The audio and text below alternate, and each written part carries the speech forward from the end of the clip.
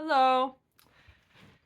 Well, today is another beautiful sunny day, very hot day over here. Um, what I'm wanting to talk about, which is really on my heart today, is this idea of transitioning, transitioning in life, transitioning into a different rhythm, um, into a different regular orientation to the way that we interpret things because our circumstances are different. So it becomes more advantageous and effective for our commitments, for us to interpret things differently. And I think it's really beautiful that when we choose different commitments, when we choose commitments that are really in alignment with our authenticity, it's really just really exciting how things can start to unfold. And um, a big part of transitioning, making any kind of transition in life, different seasons of life, is relying on our strengths more so than focusing on our weaknesses.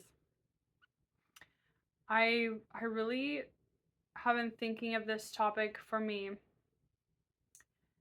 You know, as recovered people, it's quite likely that we have been in environments, or just because we're human beings on this earth and it can tend to be kind of the dominant way of the world to think in terms of focusing on strengths and punishing, focusing on weaknesses and punishing for weaknesses. um, just having this whole assumption underlying any conversation being what's wrong, how do we fix it, um, what is the problem? What is, the pain point, so to speak?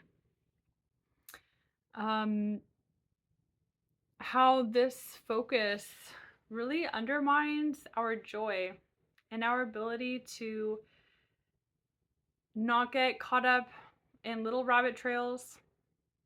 It really undermines our ability to experience joy and to honor the lifestyle that we chose for a reason, because it's most authentic to us and genuine for us and brings the most um, play, the most play out of us, because that is all that we are supposed to be doing on planet Earth, is playing. So yeah, I'm just really considering how focusing on strengths and the positives of any situation, how far that can take us. Because when we are, you know, playing the role within a co-creation, a co-created circumstance, and all the opportunities that might be present within that, we really have to play the participatory role of looking for all the positives and being there to acknowledge, celebrate, and emphasize those positives. And without this, we're just going to be kind of trapped in a self-perpetuating cycle of seeing fear, seeing, you know, interpreting what we're looking for, that confirmation bias. So, yeah, and when we, for example, when we are looking at, you know, just resilience in general, a big part of how we remain resilient in the world, it is the way in which we earn money, because we all aren't able to withstand or even want to withstand the um,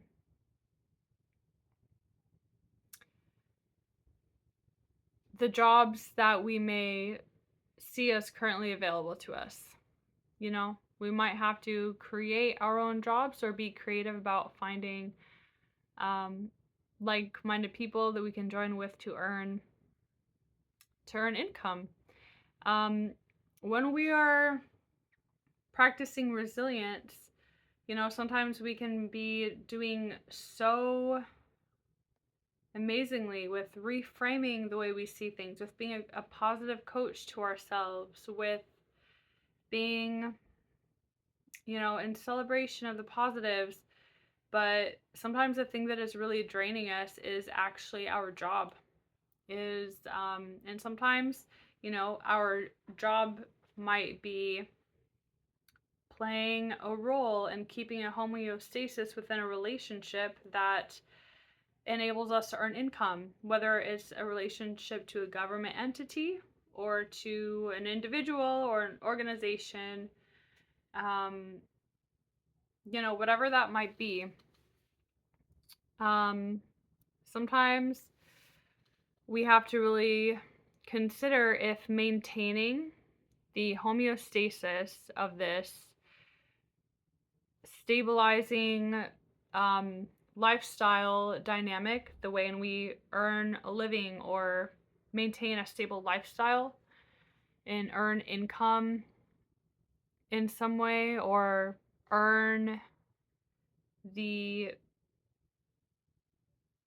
ability of others to have goodwill towards us and wanting to get us things that cost them income, you know? When we're in these kinds of really complex scenarios, it's really important to realize at what point the whatever homeostasis we are currently involved in, at what point there's more cons than pros. Because at times in our life there's more pros than cons. And then time passes and it becomes so there's more cons than pros. And it is entirely healthy and good to accept the reasons why that homeostasis worked in the past and why what we're doing now is the effective homeostasis in this current situation and transition that we're moving into. And I think as recovered people, you know, people who have had addictions in our lives, where there has been, you know, strong patterns. I mean, addictions doesn't have to be substances, you know, it can be hyper fixating on other people.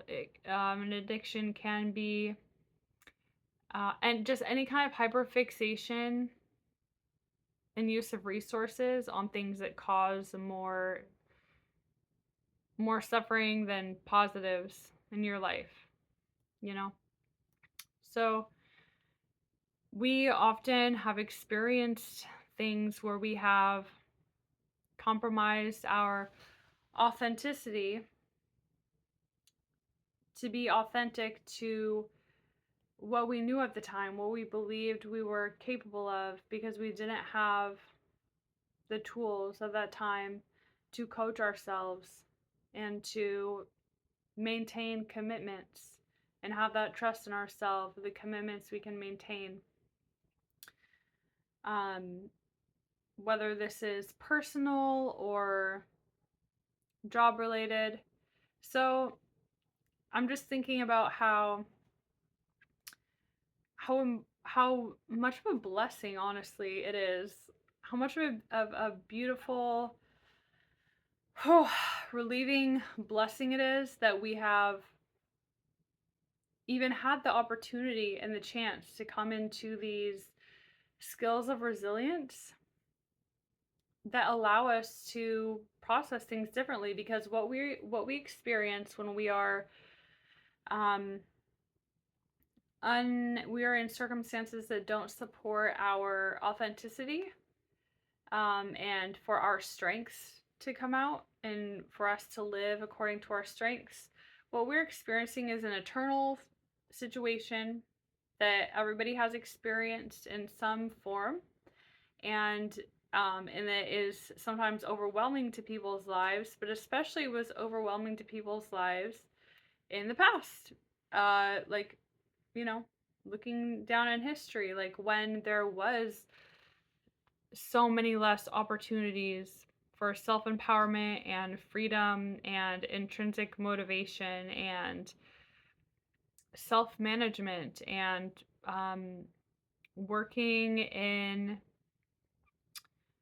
um, collaboration with fellow people to let strengths and weaknesses complement one another, it's an eternal thing. And I'm just really thinking about how amazing and beautiful it is that we have the internet that allows us access to such eternally needed and often hidden um, perspectives of affirming ourselves, of um, playing that kind, loving coach role to ourselves, and developing that voice inwards as a way to manage and monitor our own behavior and guide our own behavior. And just how, it's just so amazing being like, wow, the rules of the world that we are in are actually really, really supportive and amazing. It's just we have to keep on kind of helping one another to remember the keys in order to feel safe in the world and have that privilege and blessing of our authenticity being welcome. And part of authenticity is authenticity to our physical health, to our physiology, and yeah, just understanding what is really sustainable for the human body, and the human spirit, and especially when we're differently abled, just in this world where,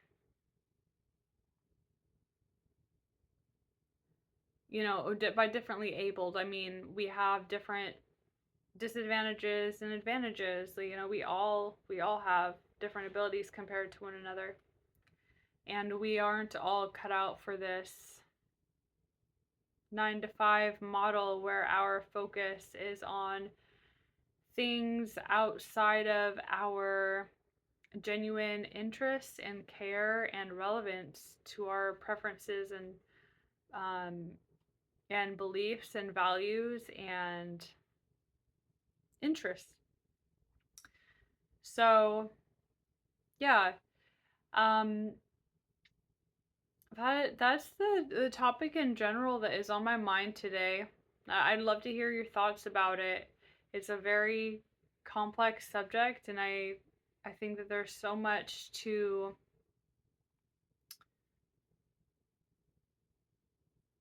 be able to delve in, to really understand ourselves better and feel in like feel more motivated, for the purpose of feeling more motivated and grateful for what we have before us, and realizing that what might seem like sacrifices, like things going out of our comfort zone, it's really not as big of a sacrifice as we may sometimes feel, you know?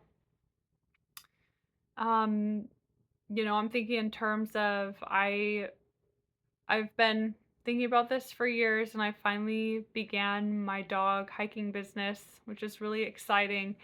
And a part of that is going outside my comfort zone for, you know, for reaching out to people, for being consistently available um, consistently available for, to explain to people what I'm doing.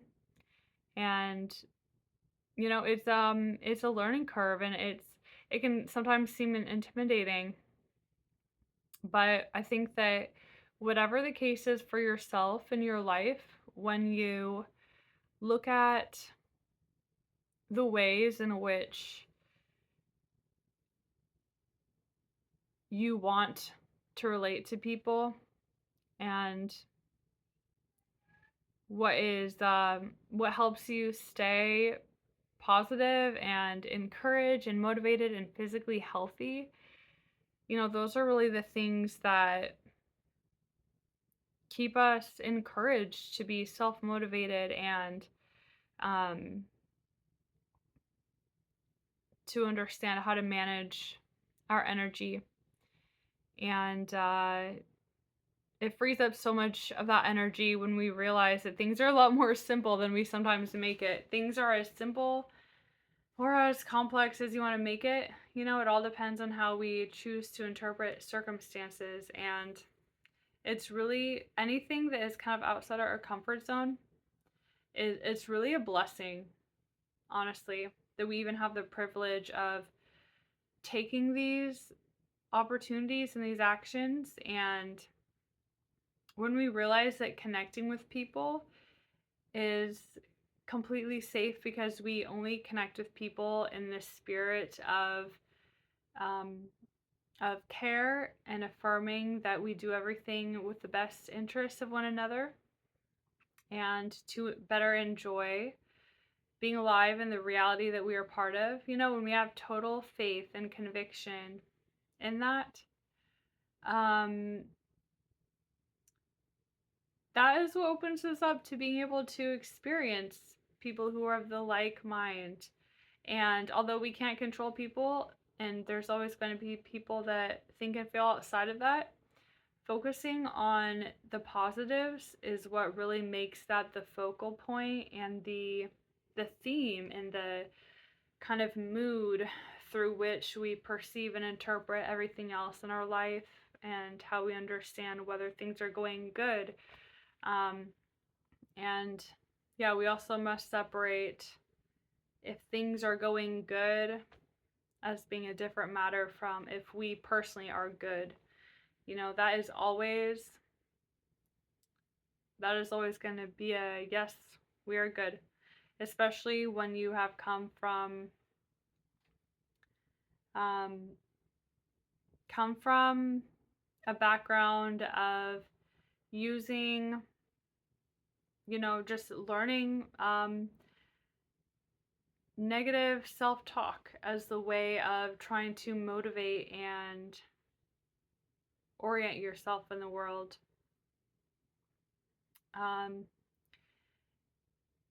We especially have a duty to practice affirming these positive things for ourselves, and that we are proud of and impressed by our values, and that we stand by those values, and just acknowledging that we're here to play and enjoy being alive. So yeah, there will be more updates on here about what I'm learning as far as these really incremental steps of growing into managing my lifestyle authentically, in a way that is stretching my comfort zone, in a way that is focusing on my health, in a way that is focusing on faith and dreams, and grounded practicality and commitment. Really focusing on commitment. So, yeah, I'll definitely be able to glean even more information about um, resilience tools and how to apply it to our lives, specifically as recovered people, and my reflections on these topics as I continue to develop this orientation towards life and focus towards other people, and where I'm going to be hiking out with dogs, which I've done in the past, but not in this exact um, form how I'm doing it this time around. So yeah, exciting things. And and I also wanted to share that I am offering coaching if anybody is interested. My coaching is specifically for the purpose of helping people be guided for what I've learned has helped me, was given me the most important tools of resilience, and what has allowed me to totally transform my life and my everyday quality of being. And so if you're interested in coaching, I'll put my email in the description, and you can email me and we can talk about it. I have some specific questions just to, something that I like to think about is that the difference between a coach and a therapist is that coaches are not clinical, and in a way that is much more accessible for a lot of people. And coaches also draw much more on personal experience, whereas at least in my experience, I think therapists draw on a more theoretical basis, or even when they have personal convictions and relatability to different topics, they tend to fall back on using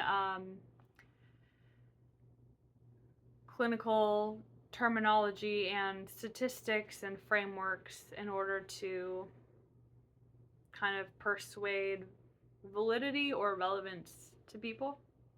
So because I don't come from a clinical background, and because I just talk in a very down-to-earth way that has to do with my experience, for those reasons, I consider myself a coach. And in the same way that I practice coaching myself, that's how I want to coach other people. And it's a daily practice, and so worth it, because without having faith in ourselves and standing by ourselves in whatever circumstances we go through, and having a clear vision of the future, and an understanding of what to take action on, so that we can feel more emotionally encouraged and motivated towards that future, that dream that we feel really moved towards. We're not going to be able to stay resilient. We're not going to be able to stay consistent and committed and regulated in our physiology. So I'm just here to offer support and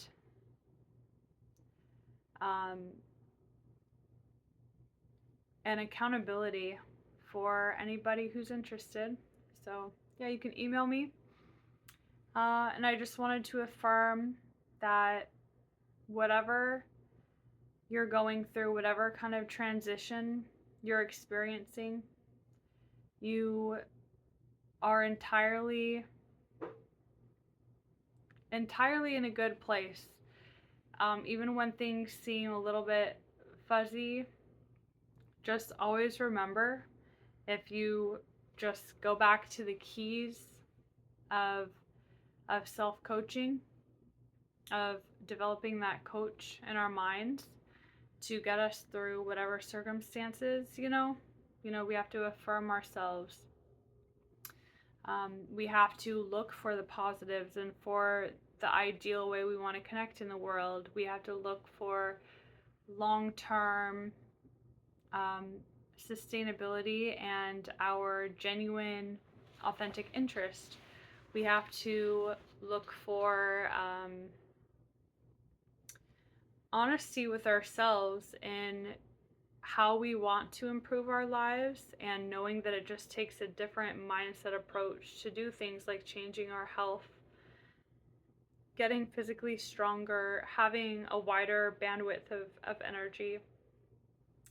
And, it takes time and practice, but it is entirely open for you. You just have to decide that's what you want. So, yeah, thank you so much for listening, and I will be back soon with more updates about dog hiking, and more updates about just reflections on navigating this life as a recovered person who practices resilience as a way of life and a way to maintain faith that life is about enjoying the process, life is about play. And it really can be that simple, that safe, that enjoyable. And it's that way because we choose it to be, and we say it is. And we can just fall back. That's it. We fall back on our word, on our intention. And yeah, so I will talk soon. Bye.